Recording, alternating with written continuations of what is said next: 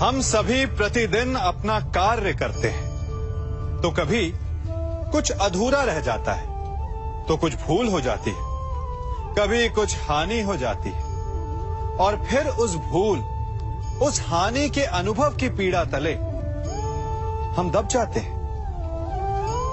अब आप लोग कहेंगे कि ऐसा होना तो स्वाभाविक है। यदि ऐसा है तो तनिक सूर्य की ओर देखिए। वो प्रतिदिन अंधकार से लड़ता है और हर रात्रि के पश्चात एक नई ऊर्जा, एक नए तेज के साथ उदित होता है।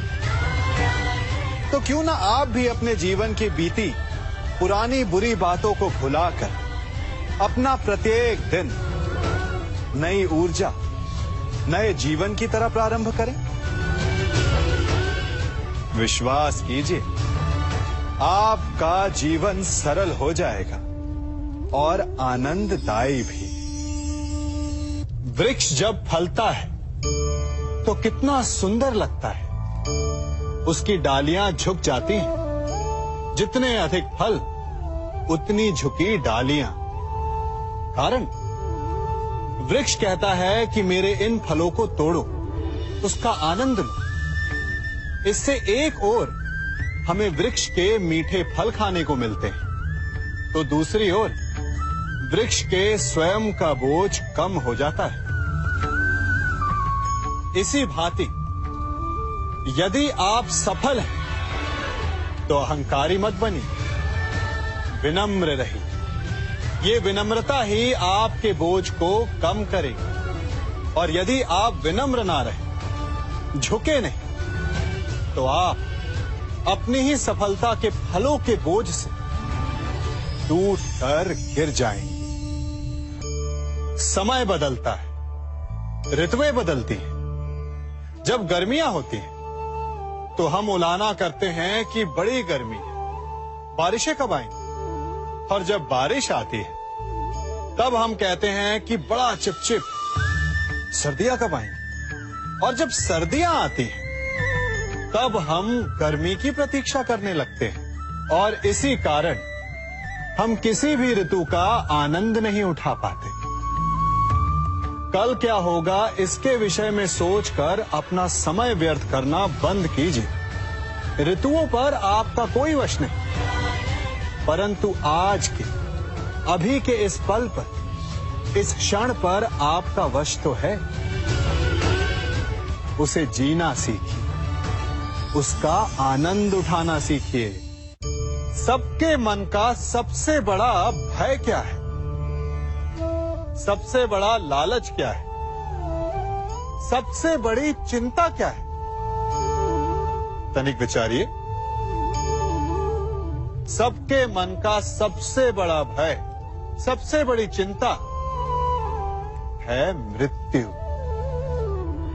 सभी सोचते हैं, सभी भय खाते हैं कि कहीं मृत्यु ना आ जाए। सभी लालच करते हैं कि कुछ दिन और जीने को मिल जाए।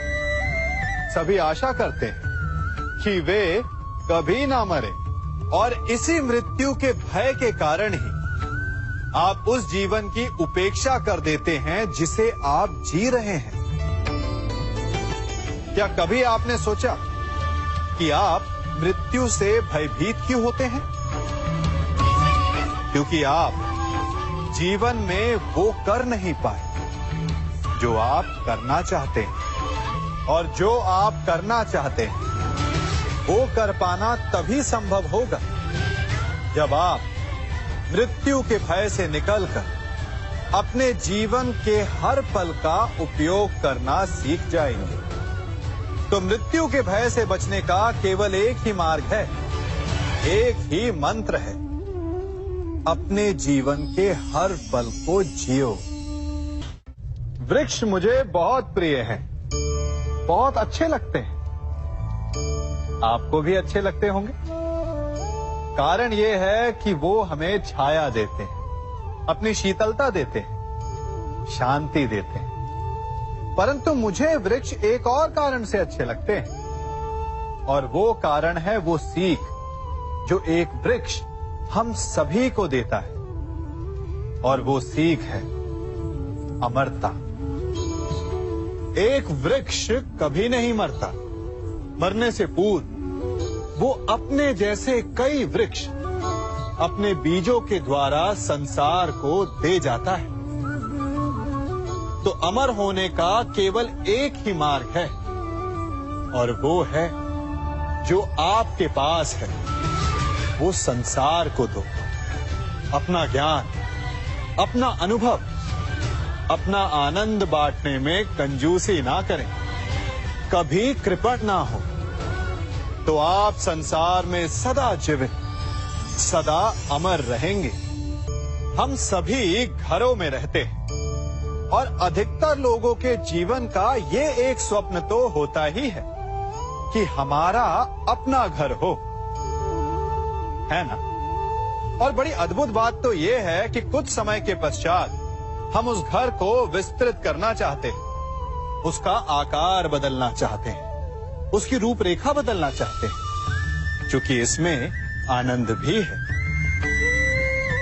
तनिक सोचिए, जब आपको घर का वास्तु बदलना हो, उसे और सुंदर बनाना हो, तो पुराने निर्माण को तोड़ना पड़ता है, उसे गिराना होता है, घर में तोड़फोड़ करनी पड़ती है। क्योंकि निर्माण के विज्ञान में टूटने का ज्ञान बहुत ही आवश्यक है।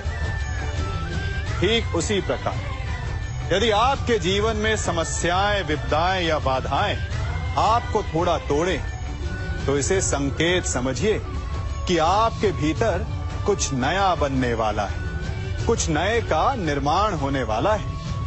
और स्वागत करें इस नए निर्माण का, अपने जीवन के इस नए युग का। कभी वन में सिंह को अखेट करते देखा है?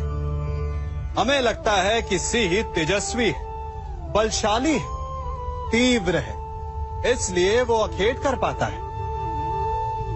परंतु इस अखेट के दूसरे पक्ष को भी देखने का प्रयास कीजिए।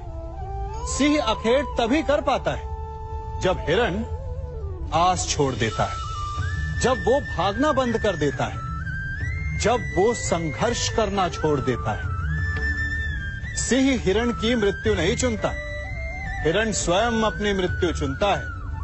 ठीक उसी प्रकार असफलता हमें नहीं चुनती, हम असफलता को चुनते हैं। ये हम ही हैं जो आशा को छोड़कर संघर्ष करना छोड़ देते हैं और भाग्य का अखेट बन जाते हैं। इसलिए संघर्ष करना मत बंद कीजिए, प्रयास करते रहिए और सफलता आपकी मुट्ठी में होगी।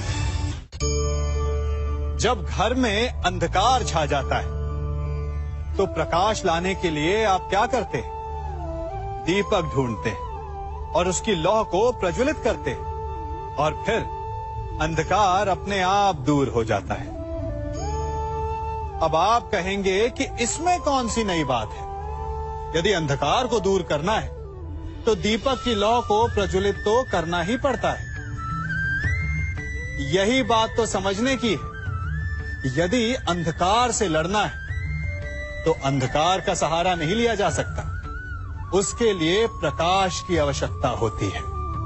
घृणा का अंत करना है तो उसे घृणा से अंत नहीं किया जा सकता, उसे प्रेम की आवश्यकता होती है। शत्रुता का अंत शत्रुता से नहीं किया जा सकता, उसे क्षमा की आवश्यकता होती है।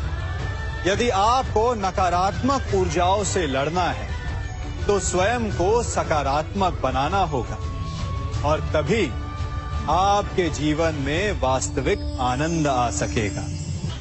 एक न एक बार हर युवा के जीवन में एक ऐसा समय आता है जब उसे लगता है कि उसके माता पिता उसके साथ बहुत कठोर हो रहे हैं। मैं आपसे पूछता हूं, क्या आपने कभी कुम्हार को मटकी बनाते हुए देखा है?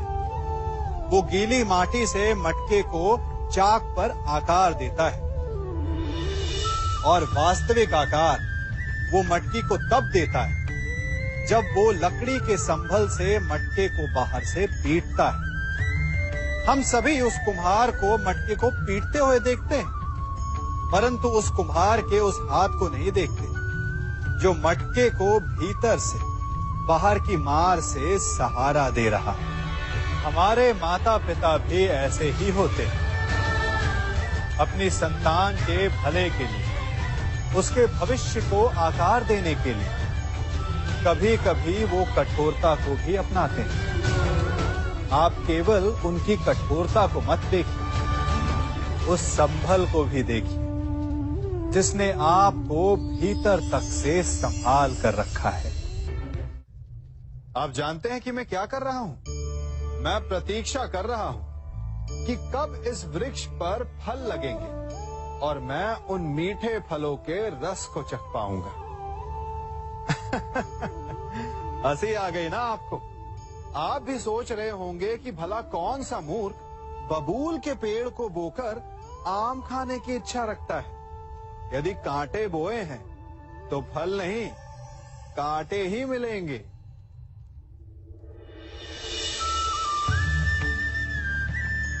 देखा, रक्त बह गया।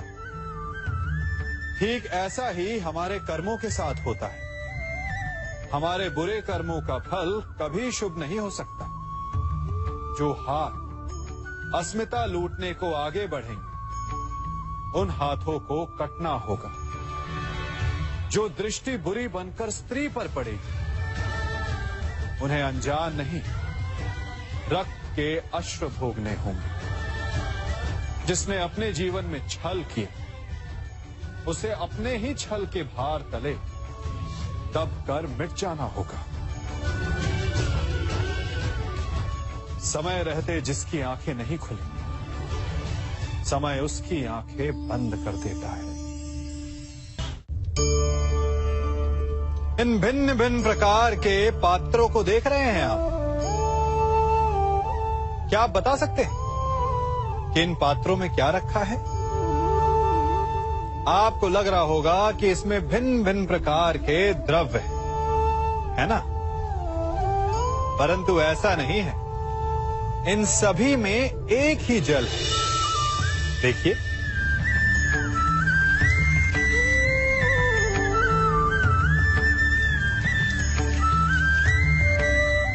परंतु ये भिन्न भिन्न लगते हैं क्योंकि जिसमें ये जल रखा है उसके रंग को परिभाषित करता है। अब यूं समझिए कि इस पात्र में रखा जल हम हैं और ये पात्र वो संगति है जिसमें हम रहते हैं। हमारी संगति के गुण धर्म हमें, हमारे व्यक्तित्व को, हमारे संप्रेषण को बहुत प्रभावित करते हैं। इसलिए अपनी संगति पर जिनके साथ रह रहे हैं उन्हें चुनने में सावधानी बरतें, क्योंकि जल को अपना पात्र चुनने का अधिकार नहीं है, किंतु हमें अपनी संगति चुनने का अधिकार अवश्य है। हम सभी के जीवन के लिए मित्रता बड़ी महत्वपूर्ण है। हम सभी अपने जीवन में अपने अपने मित्र चुनते हैं। मित्र वो होता है जिसके साथ रहने में, जिसके साथ समय बिताने में आनंद मिले। किंतु क्या मित्रता का अर्थ केवल इतना ही है? मित्रता होनी चाहिए जल और दूध की भांति।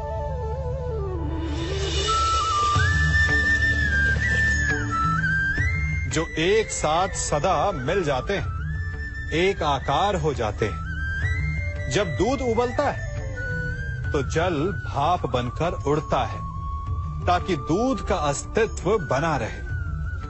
जब यह मिश्रण उफनता है तब दूध पात्र से पहले गिरता है ताकि वो जल को बचा सके। मित्रता भी इसी प्रकार होती है, किंतु यदि दूध में तनिक भी खटास आ जाए तो वो दूध को फाड़ देती है। ठीक इसी प्रकार यदि मित्रता में संदेह आ जाए तो वो मित्रता को समाप्त कर देता है। इसलिए मित्र बनाएं, किंतु झूठे संदेह से सावधान रहें।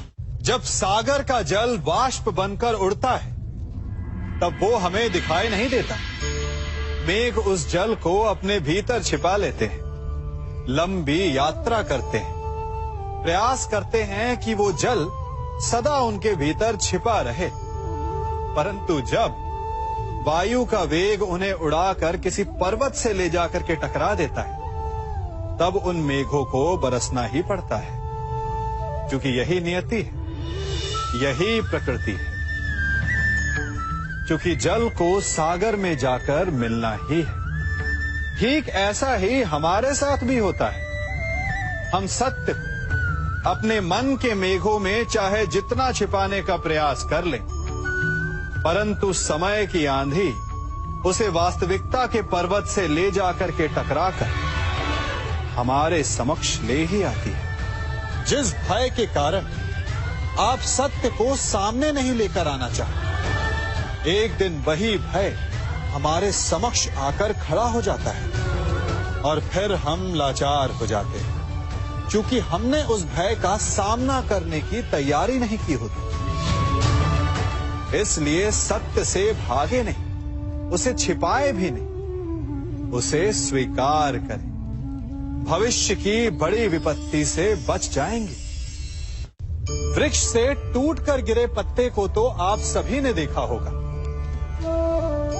वो कुछ ही देर में मुरझा जाता है, पीला पड़ जाता है, सूख जाता है। वायु का वेग उसे उड़ाकर कहीं और ले जाता है, पैरों तले पिसता है, वर्षा के जल में गलता है।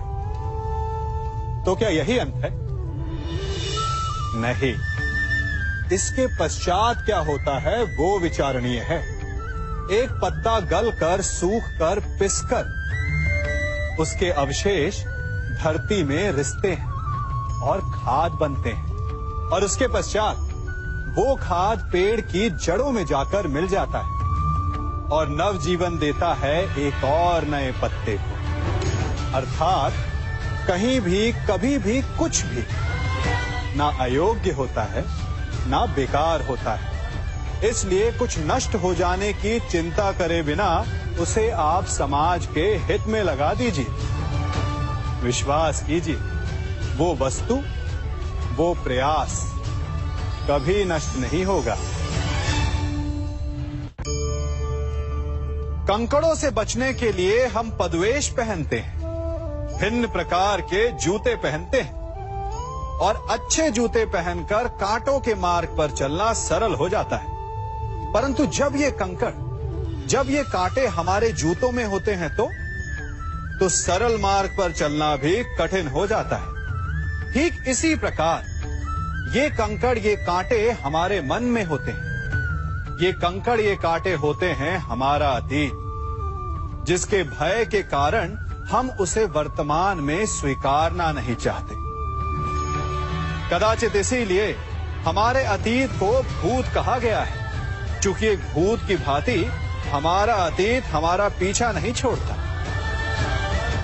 इसलिए अपने अतीत के भयावह घटनाओं से भागे नहीं, उसे स्वीकारें। विश्वास कीजिए, आपका जीवन सरल हो जाएगा। कभी किसी पक्षी को घोंसले की नींव बनाते देखा है? अथक परिश्रम करके तिनका तिनका बिटोर कर वो पक्षी अपना घोंसला बनाता है, अपनी संतान के लिए एक सुरक्षित घर बनाता है। और फिर कहीं से तीव्र आंधी आती है, भारी वर्षा होती है और उसका घोंसला तिनका तिनका करके बिखर जाता है। फिर वो पक्षी क्या करता है? वो रोता नहीं, ना ही विलाप करता है। वो बिना विलंब करे फिर से अपना घोंसला बनाना प्रारंभ कर देता है और सफलता पाता है। फिर हम क्यों छोटी छोटी असफलता से भयभीत होकर परिश्रम करना छोड़ देते हैं? एक बात सदा स्मरण रखिएगा, हर वृक्ष कुल्हाड़ी की एक मार से नीचे नहीं गिरता, हर चट्टान घन के एक प्रहार से नहीं टूटती। सफलता पाने के लिए अनावरत परिश्रम करना ही मात्र एक मार्ग है।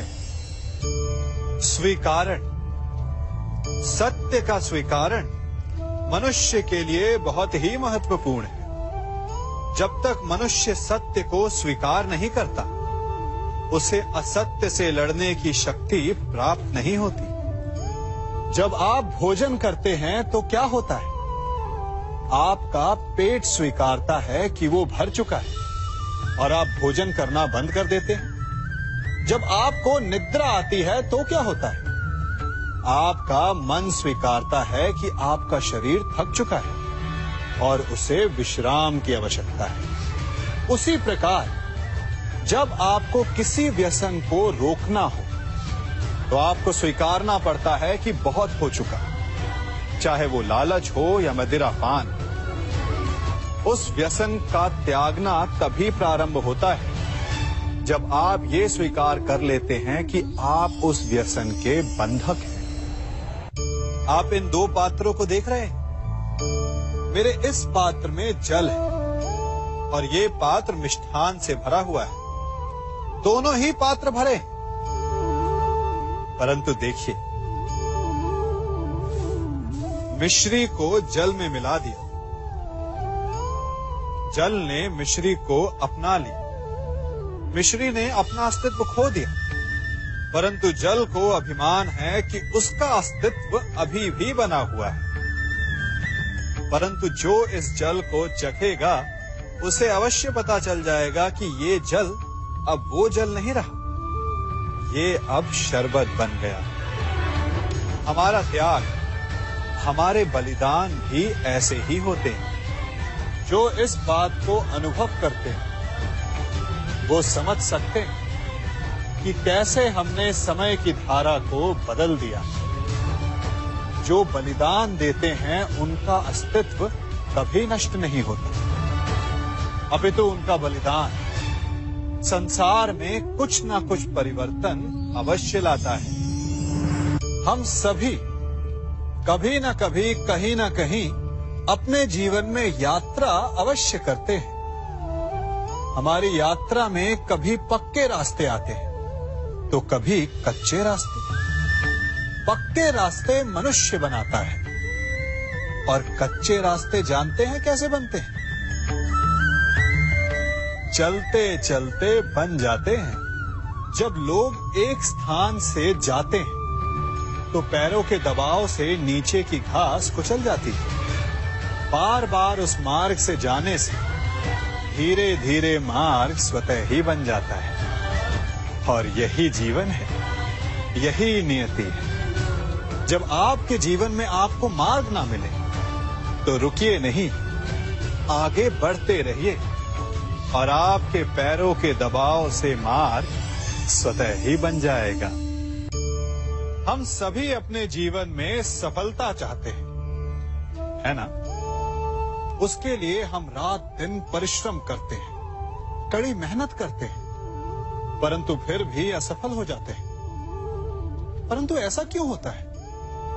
कभी सोचा आप सबने? क्योंकि सफलता पाने का मंत्र बड़ा कठिन नहीं, बड़ा सरल है। उचित विचार, उचित समय, उचित स्थान पर उचित प्रहार।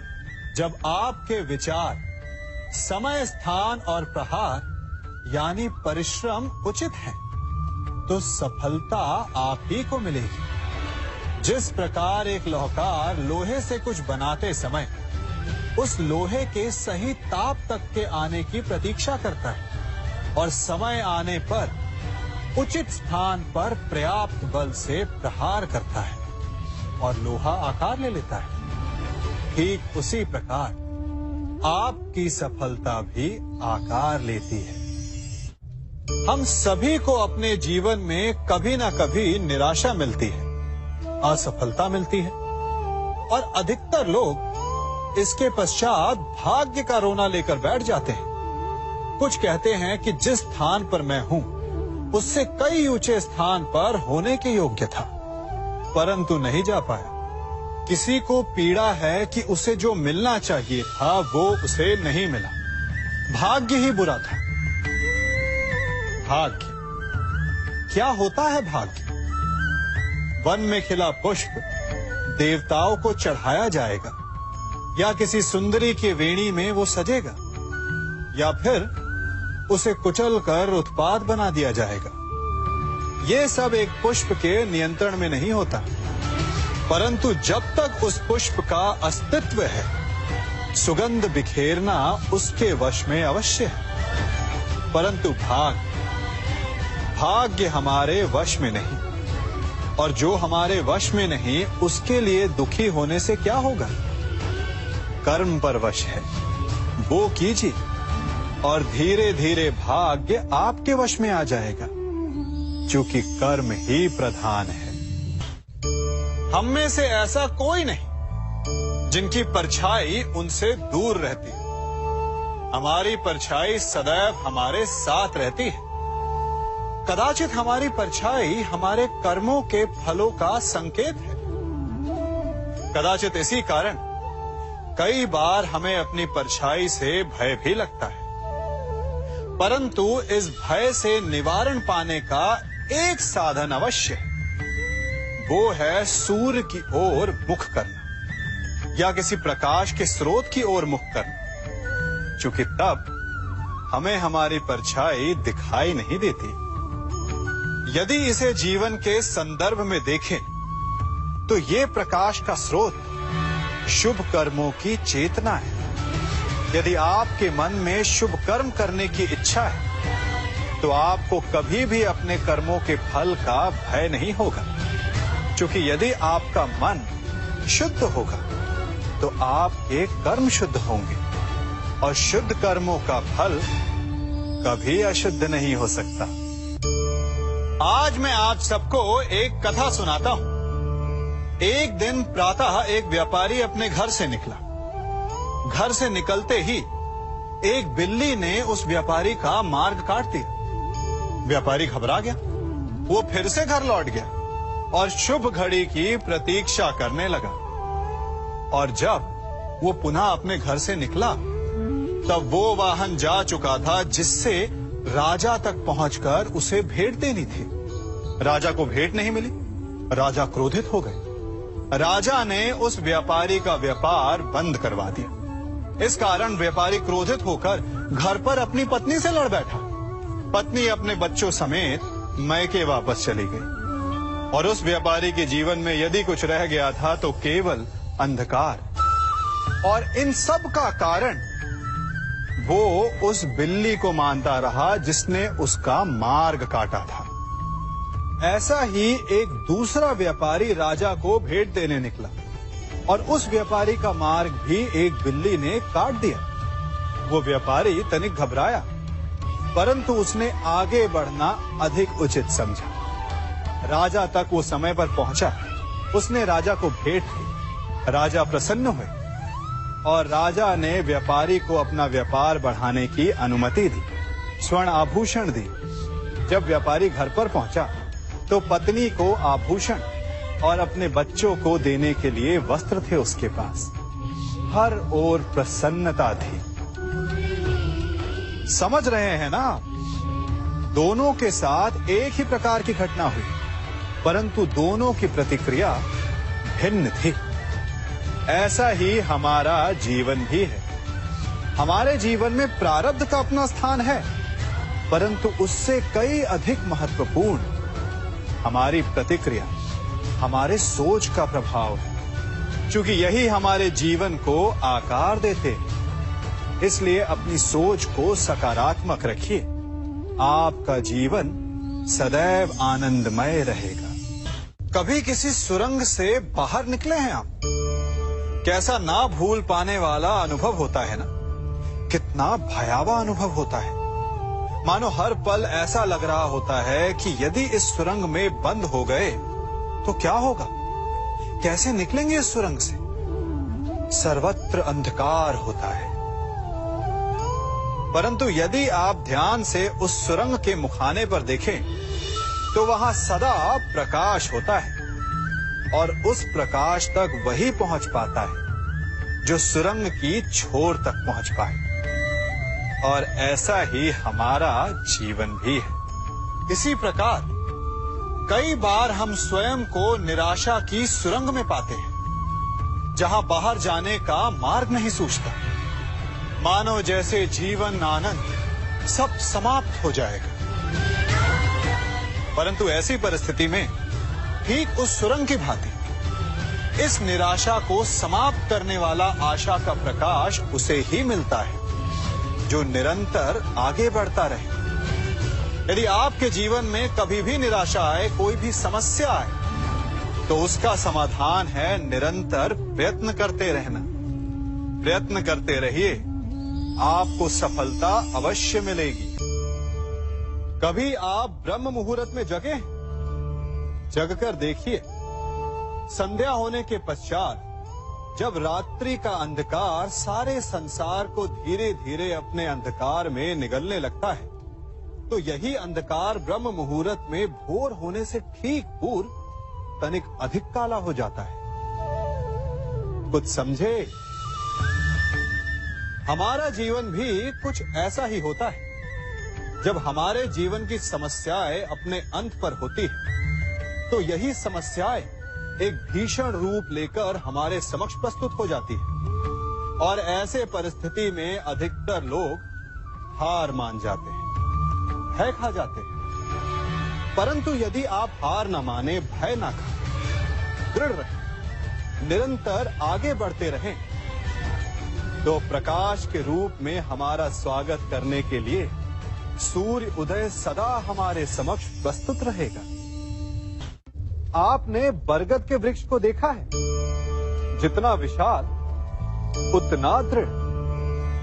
पतझड़ में वो सूख जाते हैं, परंतु दुर्बल नहीं होते, टूटकर गिरते नहीं। और उसके विपरीत दलदल में उपजे वृक्षों को देखिए, वो दिखने में तो बड़े होते हैं, पतझड़ आए या शीत सदा हरे भरे होते हैं, परंतु इतने दुर्बल होते हैं कि जलधारा के हल्के से वेग से वो गिर जाते हैं। परंतु ऐसा क्यों होता है? कारण है जड़ें। जिसकी जड़ें दृढ़ भूमि में है, वो हर चक्रवात, हर ऋतुओं को सह लेता है, और जिसकी जड़ें दलदल में है, वो स्वयं की जड़ों को दुर्बल बना लेता है। कुछ ऐसा ही मनुष्य भी होता है, जो अधर्म, कुकर्म और असत्य की धरा पर उपजा है। वो समय की एक मार भी नहीं सह पाता, और जो मनुष्य सत्य, धर्म की धरा पर उपजा है, वो हर समस्या से अविचलित हो जाता है। अब आप पर निर्भर करता है कि आप क्या बनना चाहते हैं। हमारे जीवन में मित्र और शत्रु बड़ा महत्व रखते हैं। यदि गंभीरता से सोचा जाए तो ऐसा कोई क्षण नहीं जब हम अपने मित्रों के बारे में ना सोचते हो या फिर अपने शत्रुओं के बारे में। हमारा हर कार्य या तो हमारे मित्रों के हित के लिए होता है या फिर हमारे शत्रुओं के अहित के लिए। हम हर स्थान या तो अपने मित्रों के साथ होते हैं या फिर अपने शत्रुओं के साथ। कोई नहीं चाहता कि उनका शत्रु प्रसन्न रहे। हर कोई अपने शत्रु को नष्ट कर देना चाहता है, और ऐसा करने के लिए वो हर संभव प्रयास करता है। उसे आर्थिक, मानसिक और शारीरिक हानि पहुंचाने का प्रयास करता है। परंतु यदि मैं आज आपको ऐसा मंत्र सिखाऊं जिससे आप अपने शत्रु को सदा के लिए नष्ट कर दे तो, और वो मंत्र है मित्र बनाना। अपने सभी शत्रुओं को अपना मित्र बना लीजिए और आपके सारे शत्रु स्वतः ही समाप्त हो जाएंगे। मैं क्या कर रहा हूं? मैं दिए प्रज्वलित कर रहा हूं ताकि अंधकार को मिटा सकूं। अब आप कहेंगे कि इसमें कौन सी बड़ी बात है ना? परंतु इसमें महत्वपूर्ण बात समझने के लिए यह है कि मैं क्या नहीं कर रहा हूं, और मैं अंधकार नहीं कर रहा हूं। क्योंकि अंधकार को मिटाने के लिए प्रकाश का अस्त्र तो उठाना ही पड़ता है। बुराई को बुराई से नहीं, अच्छाई से जीता जाता है। अन्याय को अन्याय से नहीं, न्याय से लड़ा जाता है। क्रोध को क्रोध से नहीं, क्षमा का साथ लेना होता है। ठीक उसी प्रकार एक लोहा लोहे को काटता है, परंतु एक ठंडा लोहा ही गर्म लोहे को काट सकता है। इसलिए यदि आपको अपने जीवन में विजयी होना है तो अपने शस्त्रों को, अपने अस्त्रों को सोच समझ कर उठाइए, क्योंकि एक अनुचित सोच परिणाम पर भारी प्रभाव डाल सकती है। आप सब सोच रहे होंगे कि ये क्या मैं करने लगा। मैं इस पौधे को जड़ से उखाड़ रहा हूं। आश्चर्य हो रहा है ना कि एक पौधे को उखाड़ना या काटना ना केवल एक अपराध है अपितु पाप भी है। तो फिर मुझे ऐसा करने की क्या आवश्यकता पड़ गई? क्योंकि कई बार विनाश ही सृजन तक पहुंचाता है। यदि नया भवन बनाना हो तो पुराने भवन को गिराना पड़ता है। व्यवस्था को परिवर्तित करने के लिए क्रांति लानी पड़ती है। और उसी प्रकार यदि किसी वृक्ष या किसी पौधे की जड़ों में घुन लग जाए या उसका मूल सड़ जाए तो उसे जड़ से उखाड़ देना ही श्रेयस्कर होता है, ताकि उस स्थल पर नए पौधे उपज सके। युद्ध करना पर्याय नहीं, परंतु कभी कभी शांति के लिए युद्ध करना आवश्यक हो जाता है। संसार में सबसे श्रेष्ठ क्या है? फूल या कांटे, प्रेम या घृणा, संपन्नता या दरिद्रता, मित्र या शत्रु? बताइए। अब आप भी कहेंगे कि भला ये कोई पूछने की बात हुई? अवश्य, फूल, प्रेम, संपन्नता और मित्र ही श्रेष्ठ है।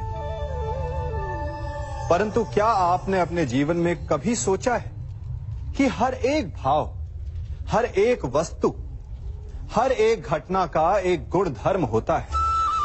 त्वचा पर जलन करने वाले फूलों से अधिक श्रेष्ठ वो कांटे हैं जिनसे आप अपने घर की बाढ़ बनाते हैं ताकि वन्य पशु आपके भीतर ना आ सके। वो प्रेम श्रेष्ठ नहीं जो आपको अंधा, लोभी, पक्षपाती बनाते। वो घृणा श्रेष्ठ है जो आपको नया मार्ग दिखाते। वो संपन्नता श्रेष्ठ नहीं जो आपको कृपण बनाते, मद्दांध बनाते। वो दरिद्रता श्रेष्ठ है जो आपको जीवन में परिश्रम करने की शिक्षा दे। कुविचार देने वाले, बुरा मार्ग दिखाने वाले मित्रों से अधिक श्रेष्ठ वो शत्रु होते हैं जो हमें जीवन का लक्ष्य दे दे। इसलिए अपने जीवन में हर वस्तु, हर भाव, हर घटना के गुण धर्म को पहचानिए और उसके पश्चात अपना चयन कीजिए। स्वर्ण, हम सभी को अपने जीवन में स्वर्ण से कभी ना कभी कुछ ना कुछ थोड़ा या अधिक मोह होता ही है ना? परंतु क्या आपने कभी सोचा कि स्वर्ण को प्राप्त कैसे किया जाता है? जब भूमिगत खदानों से स्वर्ण को निकाला जाता है तब वो एक पाषाण की भांति होता है। ऐसा पाषाण जिससे आप किसी को भी मार सकते हैं, परंतु उसे आभूषण के रूप में स्वयं के शरीर पर धारण नहीं कर सकते। यदि उसे आभूषण बनाना है तो उसे लंबी यात्राएं करनी होती है। उस पाषाण को पिघलना होता है। सुनार के हथौड़ी की अनेकों चोटें खानी पड़ती है, फिर काट छाट, और उसके पश्चात जाकर वो ऐसा आभूषण बनता है जो हमें वर्षों तक, सदियों तक लुभाता रहता है। इसलिए यदि आपको समय पर विजय पानी है तो स्वयं के निर्माण पर समय देना होगा। हम सभी सुनते आए हैं कि जो वीर होता है, साहसी होता है, शौर्यवान होता है, उसके समक्ष सारा संसार झुकता है। वीर भोग्य वसुंधर। परंतु वीरता है क्या? शौर्य क्या है? साहस क्या है?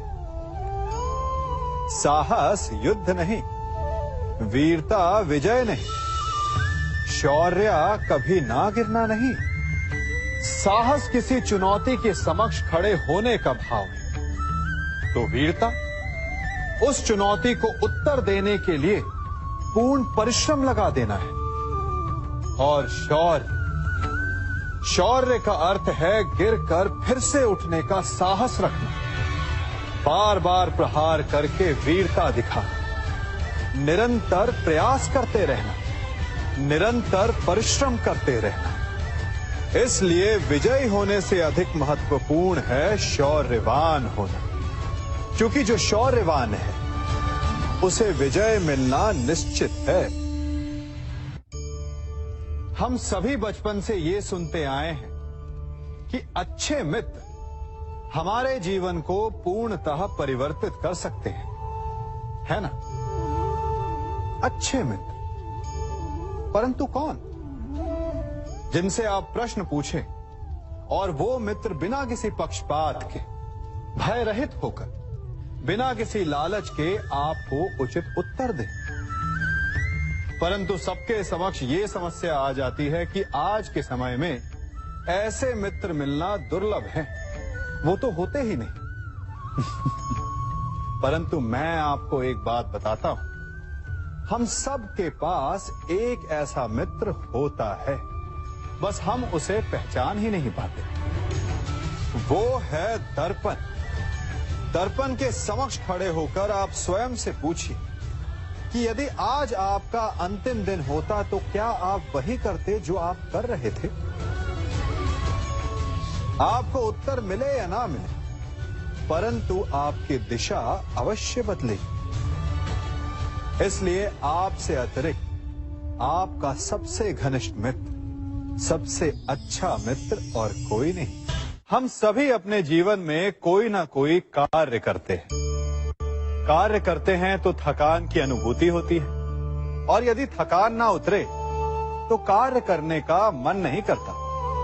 हम आशा करते हैं कि कदाचित एक दिन में 24 के स्थान पर 26 घंटे होते तो आराम करने के लिए हमें और अधिक समय मिल जाता। हमें ऐसा अनुभव होता है कि हम बहुत अधिक कार्य कर रहे हैं, है ना? परंतु क्या आपने कभी सोचा है कि जो लोग संसार में सफल हैं, उनके पास भी सफल होने के लिए दिन में केवल 24 घंटे थे, तो फिर वो सफल क्यों है? इसका एक छोटा सा रहस्य है।